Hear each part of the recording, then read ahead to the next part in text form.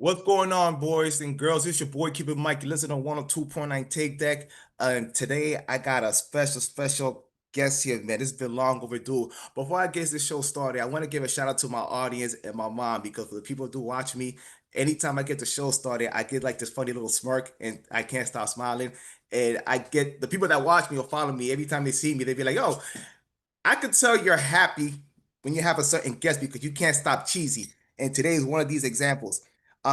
If you follow me, you probably knew that when I had bring certain guests on the show, I had Orlando Gutierrez on the show. I was looking forward to that one. When I had Rosa Paya on the show, I was really excited to have her on the show. But this one, when I tell you it's been long overdue, it's been long overdue. I'm so very excited.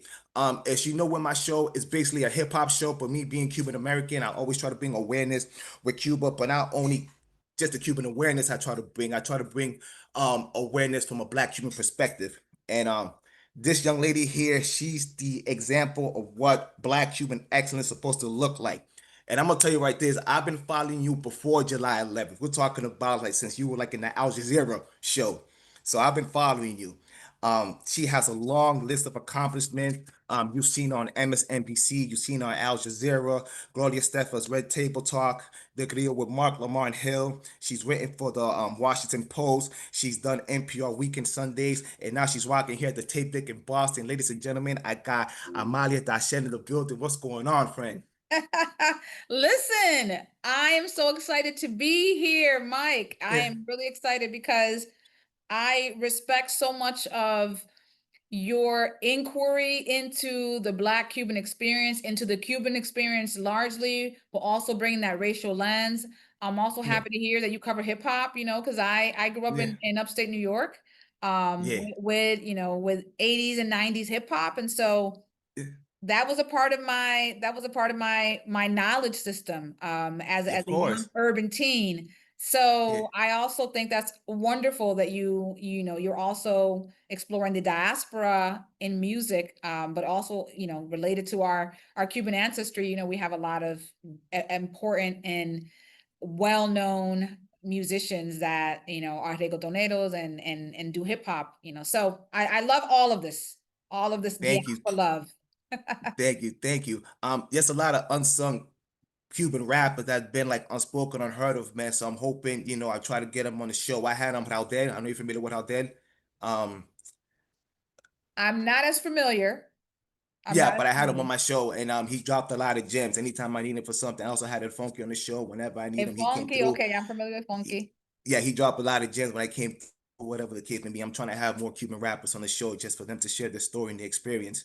So, I just try to do my part for the community and serve. Oh, before I forget, she's also an author. My God, how could I forget? She's done author. She had a book called Rise Up. We're going to speak about that also. And side note, she's also a professor at UPenn. So I want to get also how you got to like the whole professor gig, because there's a lot of things I want to talk about you being a professor at UPenn, because I know it's a lot going on there also. Yeah.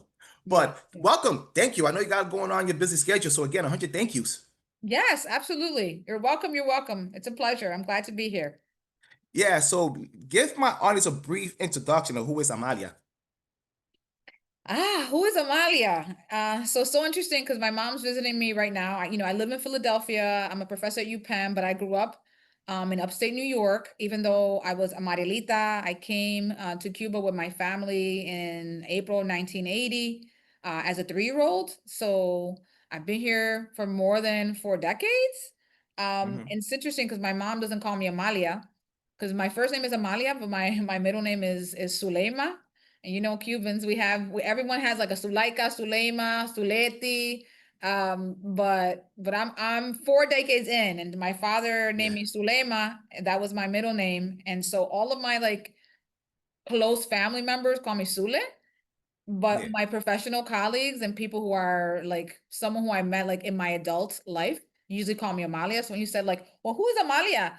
Well, it's yeah, interesting because I feel like I have these different identities of like in my house, what my mom calls me, what my family calls me when I was growing up. And then as an adult in my professional life, people call me Amalia. So it's hard to say like who is both Amalia and Sulema, but I would yeah. say that I am orgullosamente Yeah. Cuban. Yeah. I feel like that's one of my key core identities is being Cubana. Um, and I'm also someone who grew up in upstate New York, in Mhm. Rochester, representing the Rock, ROC. Yeah. So having that strong neighborhood identity in Rochester in the Northeast side really shaped who I was as a young person, as a teen. And then big up to, the SUNY State University of New York. Most of my Mhm. college degrees and my early post-secondary education before I got my educational doctorate, my PhD, was in the Yeah. SUNY system. I went to a community college, I went to state college, I went to an adult learning institution called SUNY Empire State. And, big up to kind of public higher education that allowed me access, a young teen mom who was, child of Cuban immigrants, who didn't speak English and who worked in factories, was able to access college and higher education and follow her dreams thanks to public education and higher ed. And then yeah, so I think that's a little bit about me, a little bit about my identity. And of course, in the Yeah. US context, saying I'm black and being black is something people always expect you to say. But for me, being Cuban is also understanding that I am of African descent and that is a part of our Mm. culture and that's a part of who we Yeah. are. So I don't always have to say I'm black. Largely, people can see I'm black, but that's the thing. That's the thing here in this country to have to say it. So I also Yeah. identify as Afro-Cuban, but a lot of that is also tied to my ethnic identity, my cultural identity, my religious identity. Parents who were santeros, and my father who was a palero, and I was initiated in the Palo Mayombe tradition since Yeah. since I was a young person. So all of that is Amalia. Yeah. That's one great of introduction. Greatly. Thank you kindly. Um, I gotta want to get to it. As being Cuban, we all I like to call it the beautiful depression story. So what was your story and what let you come to the States? And why? What happened? What's your tragic story that your parents had to go through to come to the States? Oh, it's I'm so glad you start with that because I feel like us Cubans have this kind of trauma story, right? Whether you were born Okay. on the island or your parents were born on the island or your grandparents were born on the island and then you migrated to the US. But there is this kind of trauma and what you're saying, like this beautiful narrative of struggle and survival. And so as I mentioned, I'm a Marielita. I came to the US as a 3-year-old, and my Mm. father was a political prisoner in Cuba in the early 1960s. So he was a Cuban youth when he ran a bus into the American embassy with his friends. I Wait, believe, what? yeah, he ran a bus. Him and his friends ran a bus to the American embassy Oh, in like 1965. It was oh around wow. 1965 because I believe he was like 21. He was 21 at the time, and he was born in 44. So I think he was 21 years old, Hmm. and Fidel had been in power 5 years, and my father was born in 44. So he had lived under the Republican era democracy. Although Batista had a dictatorship for years right before Fidel took power, my father largely enjoyed living in the Republican period. He enjoyed the freedoms that he had, even though he only had I think like a fourth grade education in Cuba. He Hmm. was very free. Like he was from the streets. He was able to practice his religion with his grandfather was like a well-known palero in Punta Brava, Cuba, and one of on the outskirts of La Habana. And Yeah. he did very well for himself. He was like a businessman palero. And so my father was inspired by his entrepreneurship, by his spiritual connections, religious connections, and wanted to eventually have his own, um, clientele as far as working with the community and in neighborhoods, and have his own botanica. Like that was one of his dreams. And so Yeah.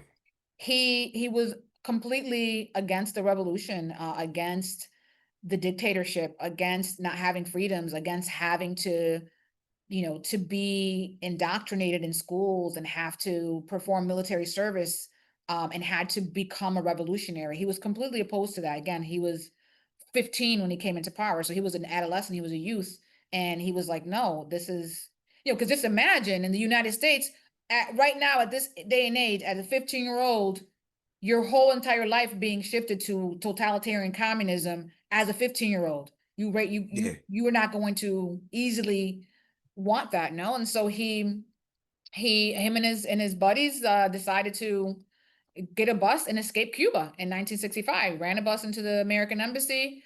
He was put in prison. Some of his friends were killed by Fidel's guards at the American, like within that American embassy, like right before he goes into the embassy. So he was put in prison 3 years. He meets my mom after he gets out of jail. My mom was super young. He's 10 years my mom's senior, 9 years my mom's senior.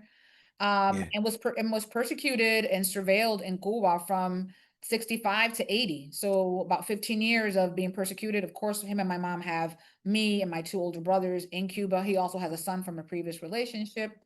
So a lot of persecution for his religion, for him being a political prisoner, because once you're a political prisoner in Castro's Cuba, you are marked as person non grata.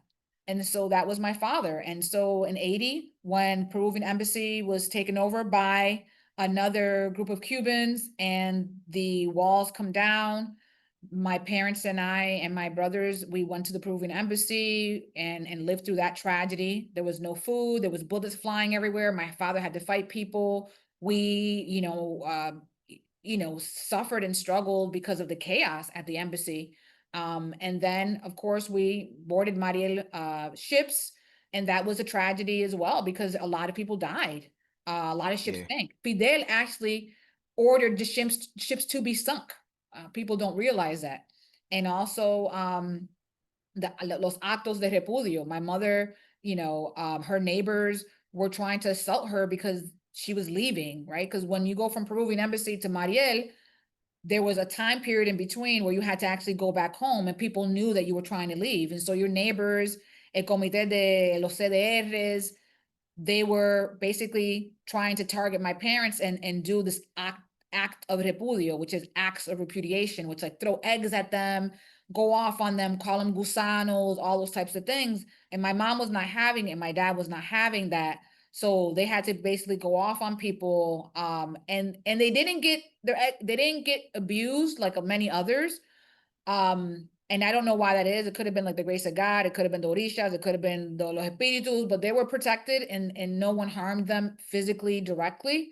But they were very close to that. My mom shared that experience. Yeah, we boarded we boarded those ships. We boarded a boat, and yeah, we arrived to the U.S. I think my mom told me we were the first complete family to arrive from Mariel, like mom, dad, children, because there were many single people, there were many men. But my father was very courageous because he was like, no, we're leaving. The whole family's leaving. I'm not leaving my children here. I'm not leaving my wife here. We're not leaving. We're all going to go. And he risked our lives because we could have died. The boats could have sunk. The boats were filling up with water. My mom told me stories about that. So there's a lot of trauma. I asked my brother who, when we left, he was 8. He said he remembers being on the boat and seeing the olas like come into the boat and the boat's filling up with water. Like he says he remembers that. So think about being a 9-year-old kid thinking you're going to die and drown in sea with your whole entire family. That is trauma. That is generational trauma. Glad you mentioned that. My mother was part of the Peruvian embassy. She got caught up with that also. I was part of that, and certain things happened to her where she put hands on a cop, and let's just say the cop retaliated with the hit. But my mom, she ended up slapping she ended up slapping a cop while she was out there, and during the Peruvian embassy, and it was hell. It was so much hell that they went through over there. So, as a matter of fact, if you go to they have a Cuban museum up in Miami. I don't know if you've seen it, but the Cuban Museum, they kind of remodeled it or whatever the case may be, and they have a section dedicated to that part of the museum to people that are caught up in the embassy. Yeah, I need to Yeah, see more museums when I need to visit more museums when I go to Miami. I usually go to Miami to do interviews for the book that I'm yeah. writing, but I need to make a point to stay longer. And I also have family in Miami, so it's always really hard to like travel and see museums because your family wants to be around you Yeah, and it's so much to do in so little time. and so Trust me, little I know. time. So, but yes, Yeah. I just made a note of the Cuban Museum who has like a Mariel exhibit. Yeah, I ended up going to that one, and there's also a museum for the Bay of Pigs that I went there also. I met some of the soldiers that they told me their fascinating stories. Okay, got it. That was nuts. All right. So you end up coming to Florida. And so I mean, I know you were young, so I don't know if you remember what was that dynamic like, leaving Cuba and then just bam, you got to come to America and you have to like assimilate now to a whole different lifestyle. So I was young, so much of my experiences that I talk about when even this experience about migrating is all based on my mother and my father sharing what happened to us when we were leaving Cuba, what happened to us when we arrived. So we arrived to Miami. We lived in Miami for a year, and we were a part of the Orange Bowl. So we were part of those camps in the Orange Bowl. So again, I think you also talk about Scarface, like this is the Scarface Yeah, generation. yeah. And Yes. we were that. We were the clips of Scarface when they show the black and white clips of Mariel when Tony Montana supposedly comes through Mariel. That was us. Yeah. I remember watching Scarface for the first time when we were living in Bay Street in Rochester, New York, and we were Yeah. actually looking for us in those black. First, we were like, "Mommy, Bobby, didn't we come here? Maybe that we were on the, maybe we were in the clips." And so I remember watching it every time we like see if we were there, but of course Yeah. there were too many. There were 250,000 Cubans, 150 or 250,000. I can't remember the exact statistics, but still, Yeah. was over 100,000. So it would be hard to capture all of the Yeah. And it was like in a matter of like what, 5 months, 5 to 6 months from yeah, like April to August, I think it came right yeah, to yep. I thought yeah. September, but yeah, Yeah, somewhere around that time. Yeah, yep, so I want to forward something because you became a professor, and something I found out about you, you ended up being a professor in Missouri, yes. and that was during the time where the whole Mike Brown incident happened, correct? Wow, so what was Yes, that like? Because that must have been very intense. yes, yes. Because that was It, right ground zero of it. yeah. So interestingly enough, so I did, I grew up in Rochester. I did my PhD at University of Rochester, got a faculty position at the University of Missouri, and moved July of 2014. So this was weeks before Michael Brown gets shot in Ferguson, because he gets shot August 2014. I moved an hour west of St. Louis. I think I moved an hour west. I can't remember what Columbia is, but I know that it's outside of St. Louis, and I can't remember if it's, because I think between Kansas City and St. Louis we're like right in the middle. So so moved to Missouri. Michael Brown gets shot and killed. My research in Rochester was looking at educational access for urban communities. So looking at like Black and Latino students' access to local colleges in Monroe County from a post-colonial lens, which is basically looking at like how the remnants of colonialism continue to affect educational access for Black and Latino neighborhoods. And so Yeah. I brought that focus to St. Louis, and I also looked at like how resistance matters, how protest and resistance actually helps these communities in getting more access to colleges and universities and local communities.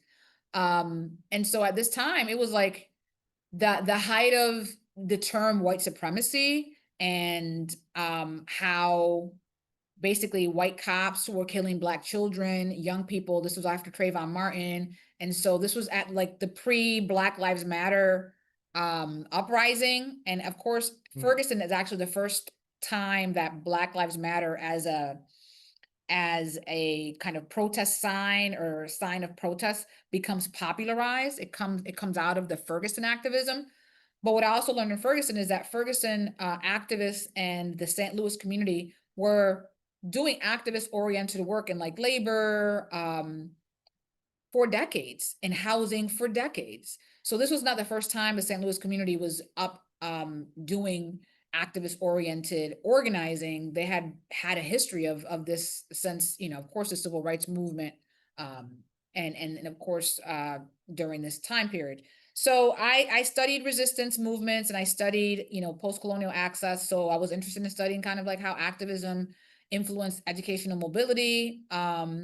And that's what I did in Ferguson. So I was actually at some of the protests. I interviewed some of the Ferguson activists and engaged in some of the actions and some of the protests, which was interesting because again, Black Lives Matter at the time there was tensions between the Ferguson community and the Black Lives Matter community, because the Black Lives Matter movement was like more national.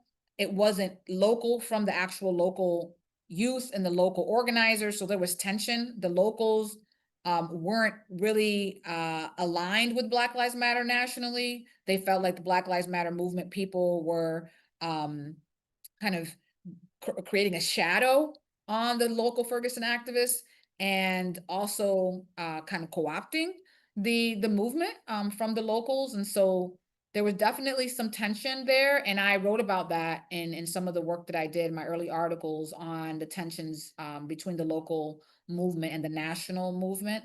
And so I knew there was always tensions with BLM coming from a Ferguson lens. What I wouldn't know is that it would become really tense after July 11th in 2021, when BLM, I mean, came out in support of the regime. And that was like a huge, I don't know if you want to take the conversation there, but Oh, we're gonna go there. Oh, trust me, we're going that there. was probably where I was. And even Al Jazeera, I mean, Al Jazeera, we'll talk a little bit about that interview too, if you want. But Yeah, at yeah. that moment, I had not realized how complicit the regime was in some of these activist groups. When I say the regime, the Cuban regime. And I was unaware of so much, because there's so much propaganda related to Yeah. like social justice and like the Cuban Revolution and racial justice in the Cuban Revolution, that I was unaware of. Even like being the daughter of like a political prisoner, I thought at that moment like Cuba had done some good work. Cuba, like the Cuban regime, Cuban Revolution, had done good things related to education and healthcare, because that's what you read from like the UN reports. That's what you read in the literature. It's all propaganda based.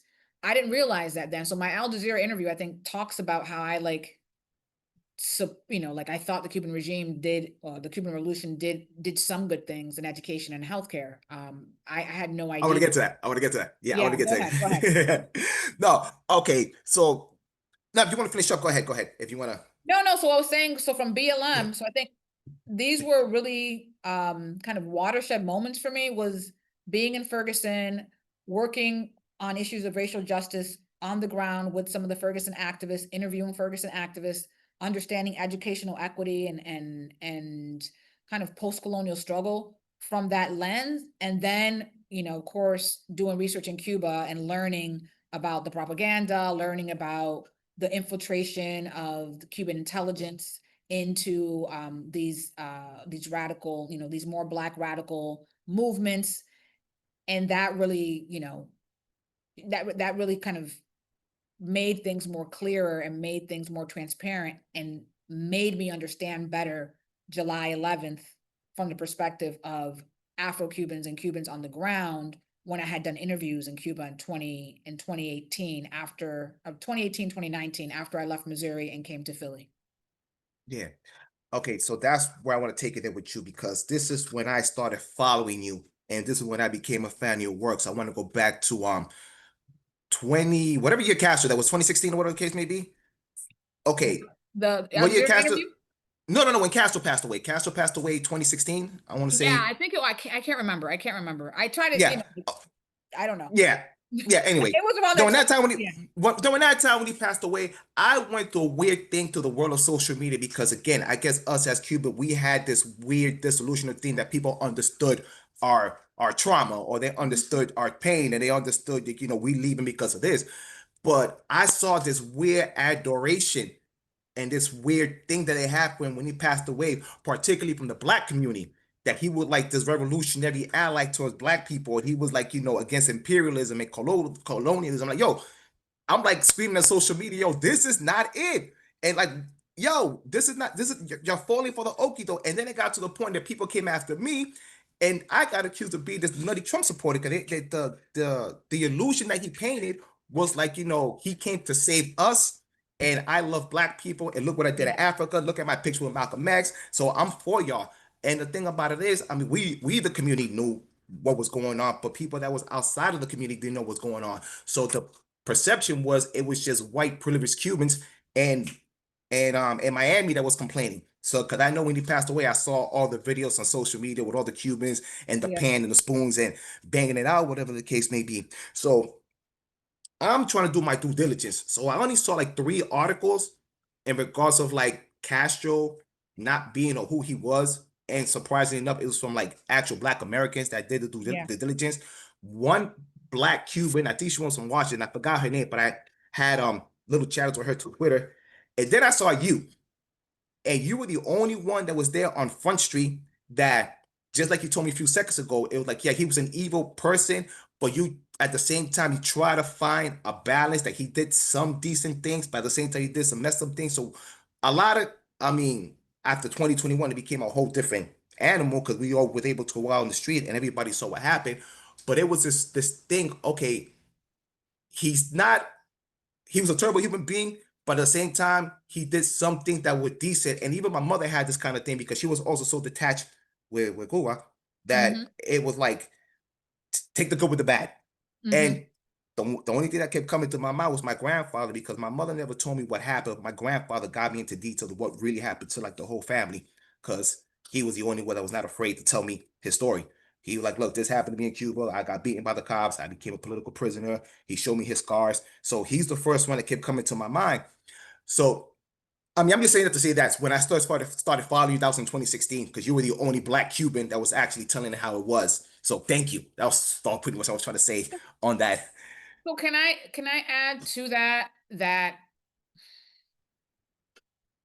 I want to be clear now that we kind of, first of all, I want to be clear that now that I understand, I've been doing research in Cuba primarily looking at issues related to the survival of Afro-Cuban religions and the survival of basically Afro-Cuban patrimony, right? The legacy and the heritage of Afro-Cubans, looking at race and injustice in Cuba, like the racialization of Cubans, racism in Cuba, much more now, and since like 2019 and 2019 till now, I've had a lot of time to do more research in Cuba. And what I can say about Fidel Castro now that I know more is that the Cuban regime, because there's so much propaganda and because communism largely thrives on these things called egalitarian ways of thinking about how social justice and racial justice are tied to like revolutionary ideas that came out of like communism. Really, it came out of like what the Black Book on Communism talks about, like flesh and blood communism, not theoretical communism, not ideal communism. Flesh and blood communism is the violence and the trauma and the lives that have been lost because of its practice in these countries.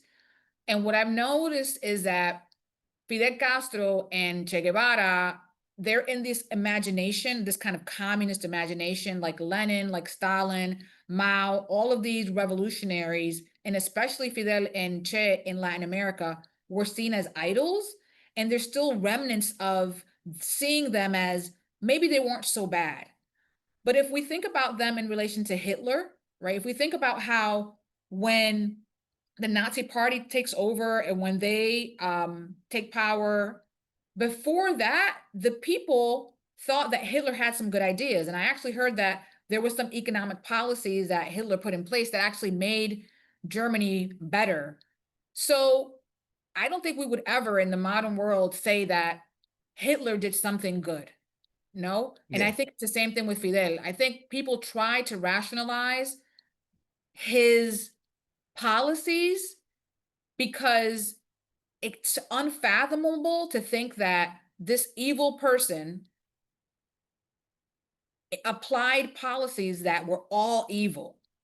And I think we have to think about everything that he did, even if it seems as if there were some things that actually worked, they really didn't work. None of it worked. Mm. Why? Because before the Cuban Revolution, Blacks in Cuba had their own movements. There was a Black movement in Cuba before 1959. There was Afro-Cuban struggle before the Republic period, during the colonial period. All of that ends at the hands of Fidel Castro. Then he takes the mantle and says, I'm going to be the savior of everything, of everyone. what does he say? He's quoted of like, everything with the revolution, yes, anything against the revolution, no. So everyone had to become a revolutionary in order to actually live in society and actually be a part of the social network of Cuban society. So if you wanted to be a doctor, okay, you can be a Black doctor, but you had to be a revolutionary. Okay, you can have healthcare, but you had to be a revolutionary, and be careful that we don't break your freaking legs. You know, what is this whole thing? Like, we will break your legs and then sell you the muletas. Te rompemos las piernas, and then we sell you the muletas. That's what they do. They'll say, like, they'll break your legs and say, well, now we're going to give you the muletas because we're going to help you out. So I'm just saying, I know I'm being long-winded, but I want to be clear that the communist regimes, they have this opacity within how they actually function in society. They want people to think that there is this part of them that's good. And we have to be very adamant, and I'm being very adamant about, none of it is good. Nothing that came out of the Cuban Revolution is good, because it was all on the backs of lies, all on the backs of violence and trauma that Cuban people were not aware of, because the Soviets were in Cuba since like the 1930s. People don't realize that. There's this book called The Soviet Caribeño. The Soviet influence, which was actually in Cuba and actually making moves to make Fidel Castro the power player in the 1950s. And so, no, none of it was good. It was all horrible. It was all trauma. It was all violence. It was all terror. And so I understand this now, but it takes time for people to read actual valuable critical scholarship, like Carlos Moore's Castro the Black in Africa, like Juan Rene Betancourt's In the Crisis, when he talks about what communism did to the Black societies in Cuba when Fidel takes power, and how he wipes them out. Those two texts are really key. Black Book on Communism, on the ideology and the rottenness of communism and what it's done to Cuban people and all of kind of post-socialist societies. So I hope that makes sense, because I don't want people to misconstrue my interview in Al Jazeera, which again was uninformed. Now that I'm more informed and have more research and have more understanding of the way that communism is embedded in this discourse of like, well, yeah, there's some good, and maybe it's 90% bad, but there's 10% good. That is a part of it. They want you to think that there's some good, because that little bit of it's a possible good makes in universities and social and society and parties like the Social Democrats think that there's some little good in Cuba communism and socialism. So we're going to focus on that little thing to go and provide money to the regime and to support the regime. And we got to lift the embargo because of that little good. So I hope I'm not being too animated. No. We need this, my friend. We need this. I got you in the building. We need all of this. You know, I want to go back because it's one thing that and I'm gonna talk to my Black brothers and sisters out here in this department, because I one thing that annoyed the crap out of me when you were doing these panels, you know, we talk about representation, but every time you were in these panels, you know, we're having an issue with Cuba. We have somebody from Sudan, somebody from Puerto Rico, somebody from Dominican Republic, somebody from Minnesota, somebody from, you know, Australia, and you were like the only one in the forefront. And I'm like, this is interesting. This is supposed to be Cuban blackness or whatever, and I got a white guy from France telling me about the Afro diaspora in Cuba. This is crazy. I got somebody from Sudan that's a Castro sympathizer telling me that, yeah, he did this nonsense, but he liberated us from apartheid. Oh, so this is the only soldier I got over here. So it was bugged out the way they try to pump that propaganda. So again, I appreciate that you were the only one in the forefront telling it how it is, whether bad, good, or indifferent. I even say too, even with the white Cubans, they had like white Cubans, and some of them was even against us, and it was like they're telling white Cubans about like the Black Cuban struggle and what it is and what the department and all that. That was just like completely wrong. So it was just like a whole bunch of shenanigans. Um, again, I want to ask you this because some a good amount of people, a lot of has changed since 2021, and you have a lot of people that say that they stand with Afro-Cubans, but at the same time, they don't know what that means, and they don't know what we're fighting for because they think we're fighting either colonialism or imperialism or the only thing that has been indoctrinated into all these folks' head. So we're going through like a weird challenge because if we say a certain thing, it's like we're a puppet to the opposing side, and we say that, we're fighting against, either colonialism or imperialism. I mean, I say that to say this: how can we break this myth that the failure is pretty much communism and the regime's fault and not just weird fantasy of the revolution? Yeah. So no, these are great questions. These are great questions, Mike. So I would just first say that we got to speak truth.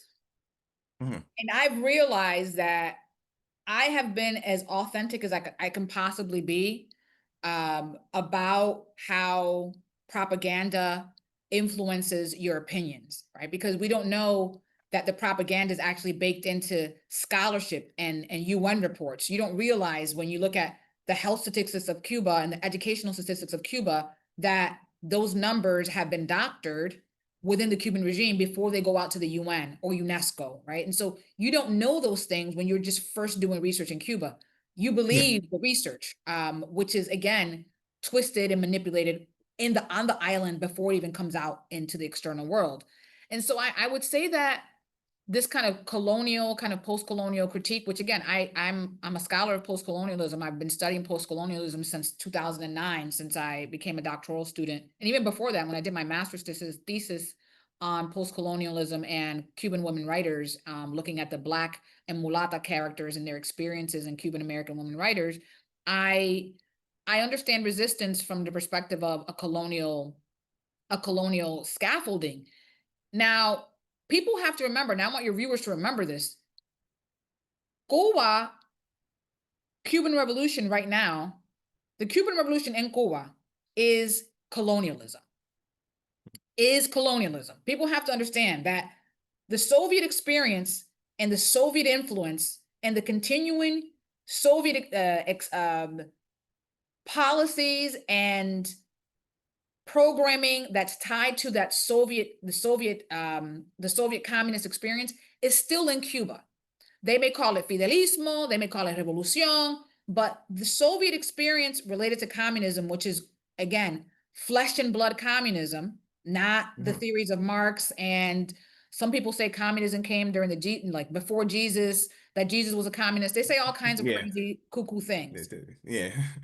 Flesh and blood communism came with the October Revolution, came out of Russia, came out of the Soviets, okay? That is still in Cuba. That is still in place. That is a post-colonial experience, or we can even say a colonial experience. The difference is that people don't realize that colonialism wasn't just with Black and white or Native people who are of indigenous descent and Africans being enslaved and like a European. Colonialism is also what's happened to Ukraine. That's colonial, right? So if you understand that Ukraine is attempting to be colonized by Russia and that Russia is a colonial metropolis, that is colonialism. So Mhm. colonialism still exists in Cuba, whether it Yeah. may not be on Black and white lens, even though racism still exists in Cuba under the revolution as well. That is also a myth and a lie and propaganda that Fidel Castro put a lot of money in and a lot of support in. Now, the whole thing with Nelson Mandela and a lot of the Black leaders, there was a lot of Black Panther Party leaders, Angela Davis, Stokely Carmichael, Asada Shakur. Robert Williams, Sadiq Shakur, all of them also have to remember the time period, right? This was the 60s. This was also during the height of civil rights. Sometimes I feel like the discourse on civil rights trumps the discourse on kind of the Cuban experience under communism because the US is a larger power. The US is a global force, where Cuba is this tiny little island that no one gives a shit about. Sorry that I cursed. In That's good. general, people don't really give a shit about Cuba. Like it's just a little Yeah. island. Like it doesn't have any power. It's an island. It's in the Caribbean. It's like a brown and black country. Like people in general don't care too much about Cuba. Cuba doesn't have any power, but it does Yeah. have power in the imagination. In the Black imagination, Cuba is this like, revolutionary space. But I would urge people, especially those who do work in resistance and like this idea of Pan-Africanism. I don't believe in Pan-Africanism. In 2025, I don't believe in Pan-Africanism. I don't believe in Black solidarity globally anymore because of 2021, because I saw what happened to Afro-Cubans, because I saw how BLM sided with the regime, because right now, when you think about racial justice, no one ever talks about racial justice in Cuba. Only Cubans do. Okay. Yep. So do I care about people in the African diaspora? Of course. I also care about people who suffered under communism. I also care about injustice when it's not related to race and it's also related to race. I care about both things. Both things can be true. So I would argue that Cubans, we have a really nuanced way of understanding oppression. And I think Afro-Cubans in particular have a nuanced way of understanding oppression because it's both racial and political, which many Mhm. groups of the African diaspora, unless you have suffered communism, which I think there's a couple African countries that have suffered communism. And then of course you have the communist countries in Eastern Europe have suffered communism. And then you have Yeah. Latin America, and of course you have Venezuela. Venezuela.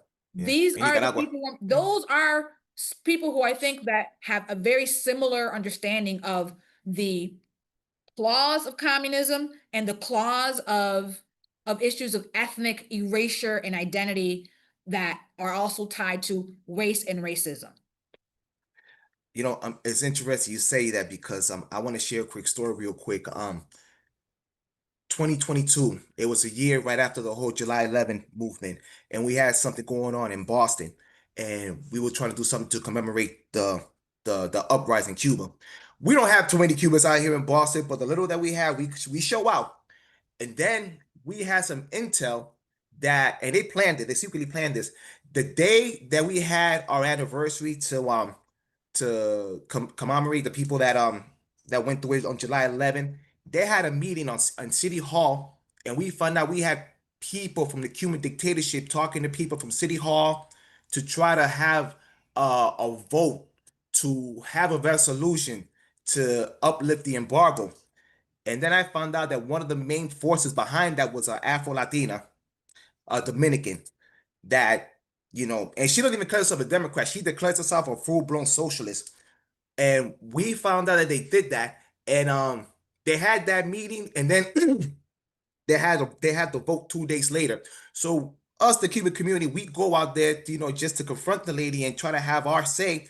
We had somebody on our side in that meeting, and they said, like, look, you're going by this the wrong way, and the fact you're doing this in a sneaky kind of way, because they had this meeting and there was no Cubans. Once again, you had a Brazilian, a Cape Verdean, a Haitian, people that was not even nowhere near the Cuban community speaking on behalf of us. But they planned that very sneakily.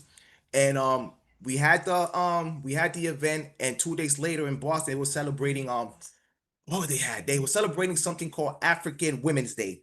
So it was all these black Afro Latinas basically just praising black women. So they were on this soapbox saying, like, if you see racism, any type of discrimination, you gotta call it out, you gotta call it how you see it, this, that, and the third. So here comes the Cuban community confronting the city council saying, look, we want to have a conversation. We wrote them a nice little letter saying, let us have our say because there's no representation or whatever the case may be. This lady blocked us and made sure that we didn't have a say, and they voted against us 9-3 to make sure they have this resolution um plan on us. And BS. It's it, bullshit. Bullshit, man. yeah, It's so it's garbage. It's garbage, and you know why? And this is why I say Black solidarity, Afro Latinidad. We have to be very specific about what we're talking about when we're talking about solidarity. Because if your solidarity means my oppression, that's not solidarity.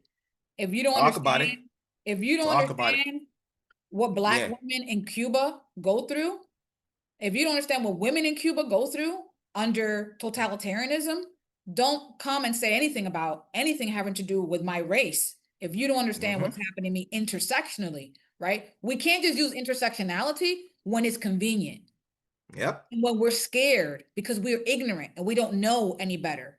Because you come from a country that did not have communism and does not have totalitarianism, and your ignorance is trying to shadow the experiences of Black Cubans and women in Cuba, that is just pure, first of all, it's unethical.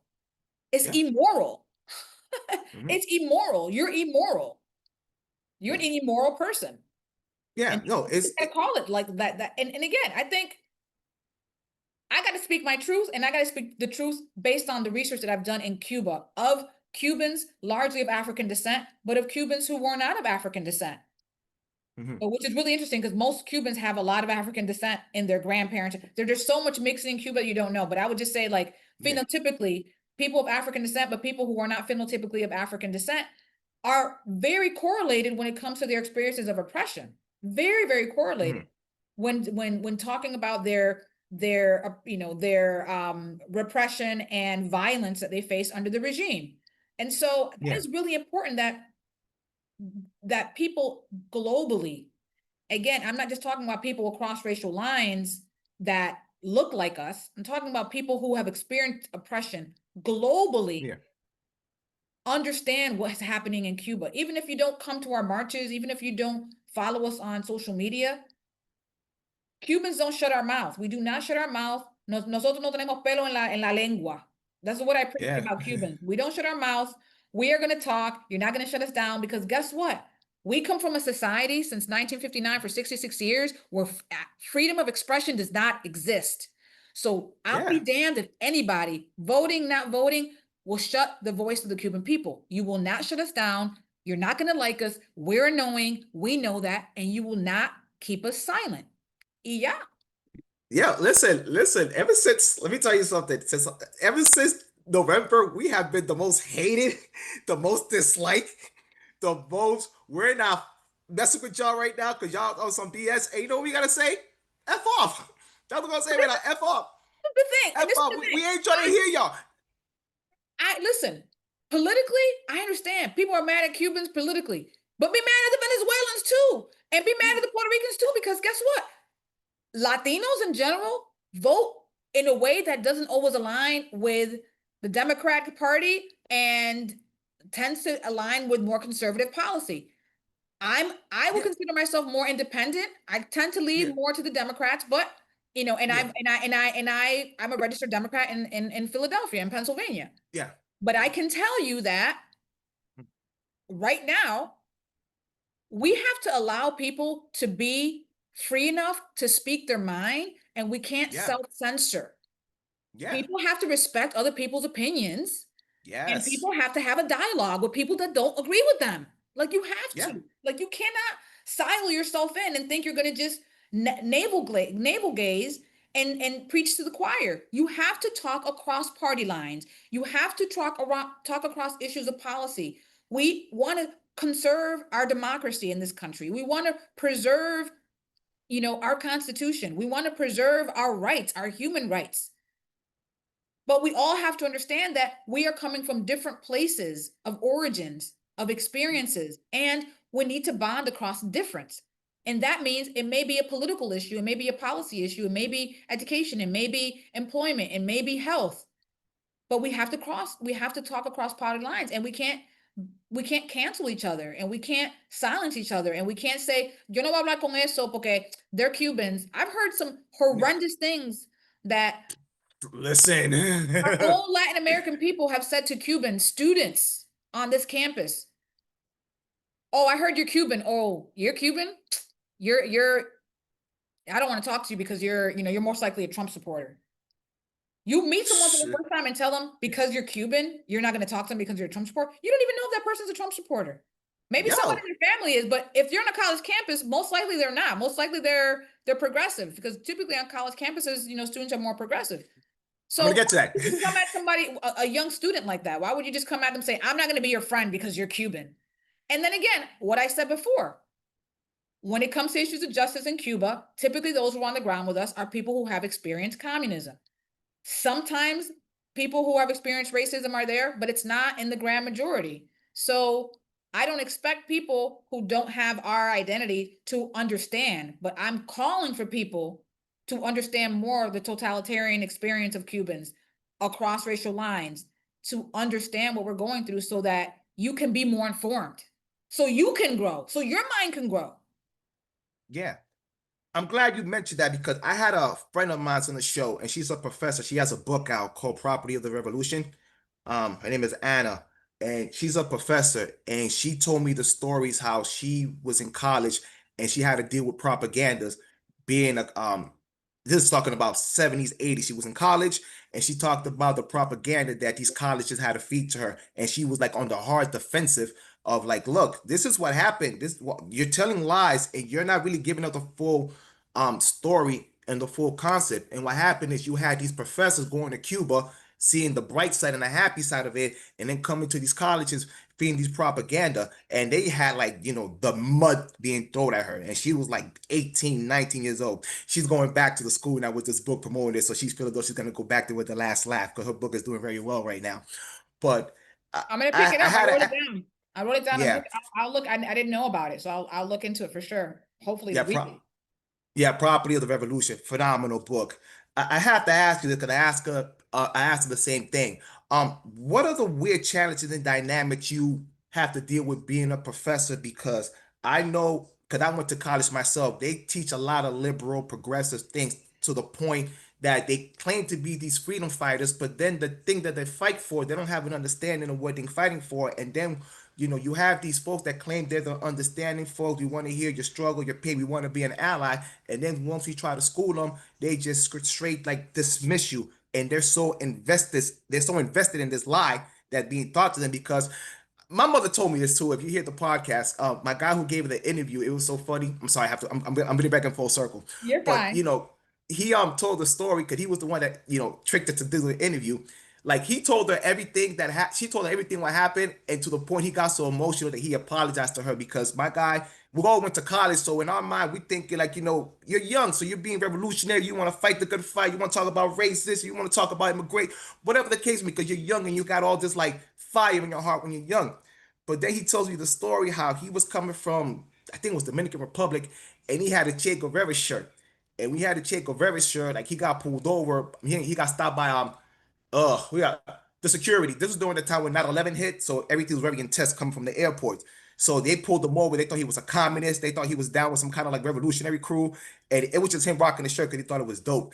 And after everything was all was said and done, he told the story. He was like, I want to apologize. I mean, I know I'm late to the party, but I want to apologize because I thought he was this, but he turned to be that. And my mom tells her, like, baby, you don't have to apologize. This is what the system does to you. They make you fall in love with something that's false. So they make you romanticize something that's not real. So when you're coming from a place that you have nothing, you come from the half nuts or even wherever you're from, America, Mexico, you feel as though the system is doing you dirty. You go to the next alternative. You're thinking that that is what it is. So they fall in love with that, not knowing that that's the case. But I'll bring it full circle. What I say to say that, I mean, I meant to ask, like, what is the challenge you have to go to being a professor, knowing that they teach you these kind of propagandas? Oh, let me tell you that from the classroom experience to engaging nationally in conferences and having national conversations about Cuba, I will say that just talking about Cuba and the reality of Cuba in relation to the experiences of Cubans under totalitarianism and communism, when as soon as you walk into a room, you're gonna. I already have some anxiety because I already know that I'm gonna have to try to convince you, whether it's students, whether it's colleagues, again in the classroom at the smallest scale to nationally, I'm gonna have to convince people that in Cuba there is terror with a Mhm. capital T, right? Just to convince people that there's terror takes storytelling and it takes evidence and data. So it's not the most open environment, but it is an environment where I would say I'm grateful that I'm in academia. I'm grateful that I am a university professor because I feel like I have the privilege to have this difficult conversation with students and with colleagues, and that in this space, they have to hear me, Yes. right? That's why I got an education. I knew that in order for people to believe someone that looks like me has valid evidence supporting her claims, I have to have a high level of education. I have to have a PhD. And Mhm. in this context, people have to listen to me. They have to respect my knowledge because it comes vetted with evidence and vetted because I've done the research. And so even though I have anxiety sometimes coming into these spaces, I think less and less, the more I read about Cuba, the more I write about the book that I'm writing, which has to do with the survival and exodus of Afro-Cuban knowledge under communism. The more and more I realize that it's our duty as Cubans, it's our obligation as Cubans to fight the good fight, to be unpopular, um, because that's why our ancestors did the work that they did through colonialism, through, challenges within the Republic period, through communism, you know, all of the dead that have arisen because of going into the sea, like Mariel, the Balseros, and fighting for in the resistance movements against Fidel Castro and the Yeah. political prisoners, all of this energy that comes from that fight, we have to bring it forward. And I think in academia, at least for right now, being able to write this book, being able to have the time, and being able to teach the classes that I want to teach. When I teach the Americas, Afro Latin American Studies, and the Caribbean Studies in relation to Cuba, I bring the real. I give them Juan Rene Betancourt. I bring in the real. So students typically come out of that course understanding more critically the Cuban Revolution. And we actually spend a lot of time debunking a lot of these myths. So Mhm. it's an opportunity. I think higher ed and academia has given me the opportunity to open students' minds. Unfortunately, because higher ed in general is is more progressive, which is a good thing. It's also, unfortunately, um, at least some places don't allow for critique of preconscribed ideas related to issues of justice, or race and Mhm. racism. So there's a lot of like preconceived notions about Pan-Africanism and things like that that people have to open their minds about. And and I think people are open to it. I think it depends on who's making the argument. But look at this, I'm one of the only kind of Afro-Cuban American professors out here doing this kind of work, because even Afro-Cubans, we know we mentioned a lot of people from different countries that have these skewed views of understanding the revolution, even Yeah. Afro-Cubans Yeah. who were a part of the regime, who were educated under the regime, say positive things about Fidel Castro. And sometimes I'm like, are these people tied to the intelligence? Are these people a part of it? In my opinion, yes, I think they are. So, we Yeah. have people who are infiltrated in academia that are Cuban, that are Afro-Cuban. I'm just speaking Yeah, the real. we have a few here in Boston. Trust me, I know. We out here, they're out here being very sneaky. So one of the things I want you to help me debunk really, really quick, because again, there's this weird thing that's going on with the people that are not in the know. They think that there's some kind of racial utopia in Cuba. Something going on with the college education that I don't even think that black kids don't even get that same access as to the white ones. Like what is like 1 to every 30 kids in the classroom that actually get access to those kind of education if they want to be a doctor. Yeah. So, What I was mean, the number? I don't know what the number is, but I do know I've read what I've talked to Cubans across racial lines in Cuba and that have left Yeah. Cuba about university education in Cuba. And Yes. largely what they say is that, like, for example, University of Havana, like those universities, not técnico medios, universities are more likely to have predominantly white Cubans, like phenotypically white Cubans in the classroom than a large percentage of Afro-Cubans, even though Afro-Cubans are people of African descent, again, mulattoes, right? Because you have like mulattoes, hawaos, people of African Yeah. descent are not largely represented in the university, right? Hmm. As far as numbers, you never really can get and can trust any numbers coming out of Cuba. It has to be like a qualitative study to really understand the experience within the classroom and how that is shaped by race. But I know that, Afro-Cubans in the medical field, there are more of them, but medical education in Cuba is now has been um it's not as rigorous as it was because a lot of people leave, a lot of doctors leave. A lot of the Hmm. training in Cuba, people who were really strong scholars and researchers in 1959 left in the 1960s. And what was left of the Republic in the 1960s in Cuba under Fidel Castro, people kept migrating. So these huge migrations also create a large brain drain. And so what you have is people who are teaching, in Cuba, who have very low levels of global understandings of medicine, of sociology can't be studied in Cuba, anthropology. Like, people don't understand how there is no real academia in Cuba. There aren't journals, there are not scientific studies that can actually be measured, because everything is under the Ministry of Intelligence. And how is that academic freedom? How is that Yeah. freedom to engage ideas in a way that's strongly aligned with truth?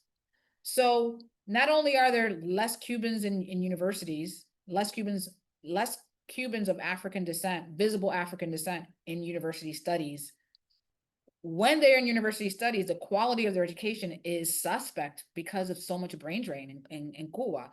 Hmm. Especially, post like the 2000s. I would say some people Yeah. would say like, well, in the 90s, medical education was good, or in the early 2000s. But what we know is it's getting worse. And just because you have access doesn't mean access to what type of education. What is this education? Like, what is it? Yeah. Yeah.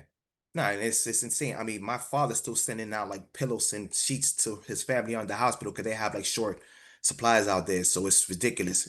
It's beyond The healthcare ridiculous. system is crazy. Like, It's a people are joke. dying. People It's a die in joke. Cuba of things that people don't die here anymore of.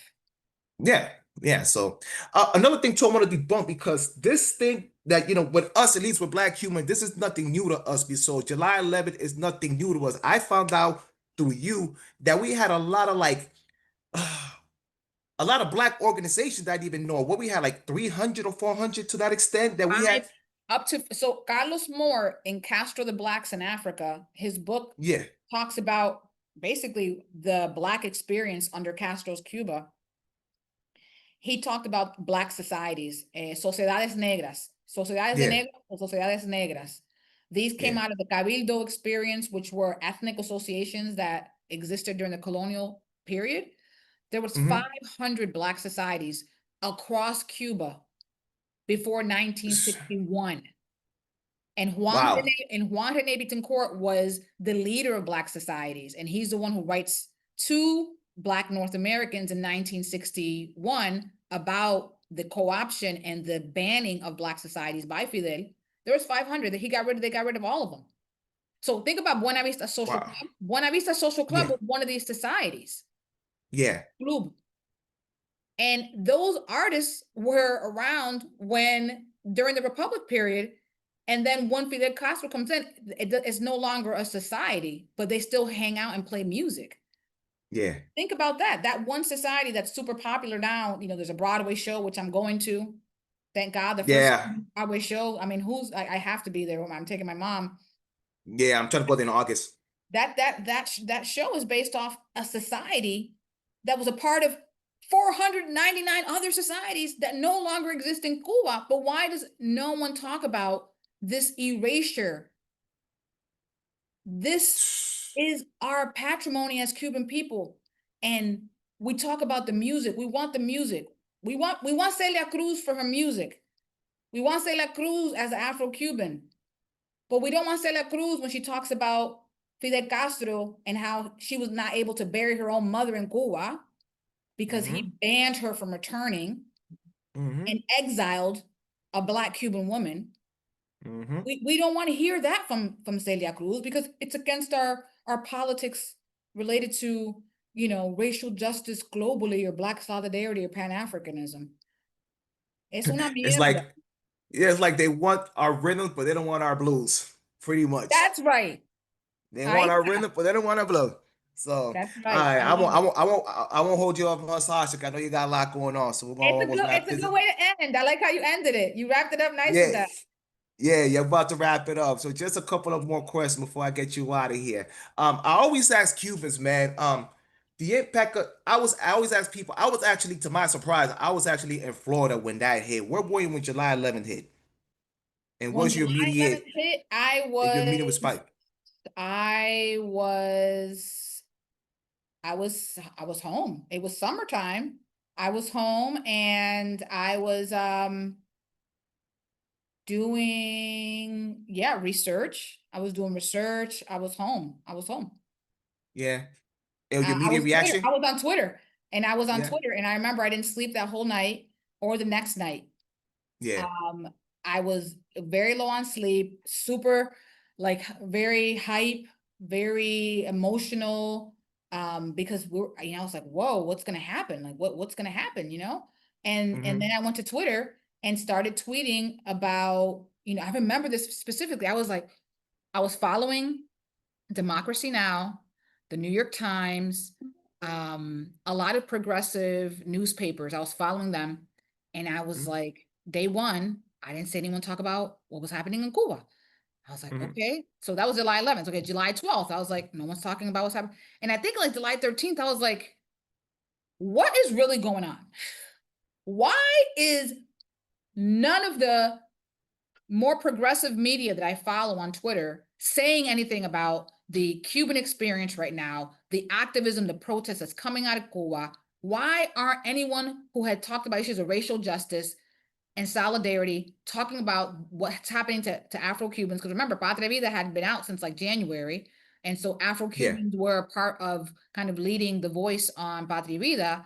And this was tied to San Isidro, and we know Michael Osorbo and Luis Manuel Mm. and them were Dennis Solis. They were all already kind of tied to this. So you had like Afro-Cubans were a part of it, yet you heard nothing Hmm. from the media about the thousands and thousands of Cuban coming from the most marginalized, largely Black areas of Cuba. I was Yeah. shocked. So I remember that. I remember just that was like, wow, we really are not on the radar. And why is that? Propaganda. It doesn't align with the justice movements. They really don't care about Cubans. We challenge their ideology too much. So they're just going to basically invisibilize us. But BLM came out and said three crappy things, worse each time. When I saw that, I was like, because Yeah. before that, I was like, maybe there is this thing called Black solidarity globally. Maybe there is a Yeah. possibility of that. But when I saw the response as an organization, I said, this is no Black solidarity. And I didn't see Yeah. any leaders. You know who came through? Jason Johnson, who did the interview with me on he's an MSNBC anchor, African Yeah. American. Yeah. Yeah. Yes. He came through. He was the first one to do the interview with me on Slate on Afro-Cuban societies. And I was Yeah. like, good. Like, and then Alicia Mendez, Jose Dia Ballard, like those media people were on it. So it was an African American man, and then it was like Cubans, Yeah. who were like, okay, let's give her some space to talk about not only resistance, but also race and resistance in relation to the Afro-Cuban. I'm glad you mentioned that because even when they finally try to put, the coverage down, they even try to downplay it. They say like, well, they're fighting for food and water and medicine, and they probably brought in like political repression, like at seventh or eighth on the list of what we're really Yes. fighting for. Yes. True. And And then we had to scream out loud, no, we ain't fighting for that. We're not fighting for internet. We're not fighting that. We're screaming for freedom. And then, like, it's like you couldn't deny it anymore because we have this thing called social media, and that's like the Cuban regime's worst enemy and the Yep. internet. So Yep. thank God for that, that we were able to just like break that mug through and say, like, this is what the hell is going on. And a big shout out to Lance Alonso too, because he also with his Yeah. platform was able. I've been trying to get that man on the damn show for a good minute, and I just keep missing that daggone guys. I don't know what I gotta Last, do to him. last, Lázaro and I were Yeah. on Estefans together. We were on the Estefans. Yeah, yeah, yeah. I caught it. I caught it. I caught it. Yeah, and So he had a big platform as well. And I think again, as Afro-Cubans, like this Afro-Cuban kind of, platform, I think that was really, really solid and important. I think that was really helpful for the movement. Um, and I think it continues to be. I think I reached out to like a lot. I actually did some digging on like where are all the Afro-Cuban celebrities on this issue? Because like with BLM and like racial justice issues in the US, a lot of yeah, celebrity scholars, like they follow these movements and give them some visibility and on their platforms. So Laos was one, and there was a couple other scholars. I was like, what's her? I can't remember the names of people now, but there are some celebrities that that were doing that. At least I wanted them to be aware of what was going on in Cuba. because sometimes you Yeah. think they're African American because they're like actors, but then you find Yeah. out like, oh, they're actually born in Cuba. Oh, they're actually Afro-Cuban. You don't realize that. So Yeah. it's fascinating, but not many of them were talking about the movement. I think Laz Alonso was what, like the only, probably one Yeah, of the he the one that really was on it, that spoke on it and yeah. really spoke on it. So shout outs to him. So I guess I end this like this. I always ask every Cuban, do I want to end it? After everything that's been going on since July 11th, are we ever gonna see a free Cuba in our lifetime? Do you feel optimistic that you finally might see a free Cuba? I yes, I am an optimist though. Yeah. I'm an optimist, and I'm not that old either, right? So I feel like I have in me at least another 50 years, at least, Yeah. maybe more depending on technology. I don't know. I think I Yeah. have another 50 years. So I think within these next 50 years, I think we have to write books about Cuba. I think we have to do this. We have to have like these intersectional conversations about Cuba, in Hmm. relation to race and racial justice, in relations to issues having to do with, the political repression in all of our areas, social media, talking truth, challenging people when, when we can, as Cubans. I think collaboration is really important too. I think Venezuelans, are also, some of my colleagues who are Venezuelans are probably the ones who are the most strongest supporters of what's happening in Cuba. And it would be ideal, I think, to work with post-Soviet people in the post-Soviet sector, um, Yeah. who have had strategies and, are still struggling under kind of, remnants of communism to a certain extent in their countries. But I think I have optimism because I feel like the regime is getting weaker and weaker. Every Mhm. year is getting weaker and weaker. I think that the also I'm not sure how old is Raul, but I'm imagining that these people are like the leaders are in their 80s, and because they're in their 80s, that they got to die. And I think as they die, then Yeah. yeah. But I have to run It because was I have another meeting. Yeah, no, no, thank you, 100, thank you. If you when you come out your book, please come again. I Hopefully it's will. gonna be the last time I catch you in the tape deck. Ladies and gentlemen, this is man Amalia Dacha. This your boy Dache, I'm sorry. This your boy Keep It Mike. You can catch me here every Friday from 6 to 7. I'll catch you next time. Same tape deck time, same tape deck channel. I'll catch you on social media, friend. Okay, thanks so much. Ciao, Mike. Bye. Gracias. Ciao. Bye. Bye.